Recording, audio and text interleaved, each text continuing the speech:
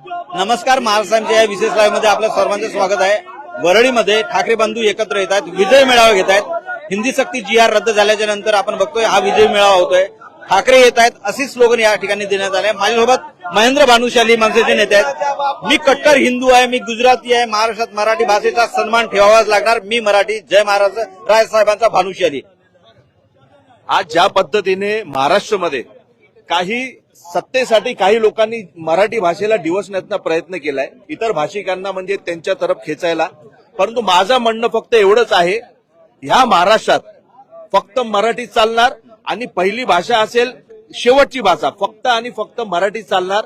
आणि ज्या पद्धतीने मराठी भाषेचा अपमान करत आहेत लोक की मराठी काही भाड में, मराठी काही तेल लेणे, त्या लोकांना ज्या पद्धतीने उत्तर भेटतायत ना तसेच उत्तर भेटत राहणार। म्हणून माझी सगळ्यांना आव्हान आहे, एक विनंती पण आहे की जर तुम्हाला मराठी येत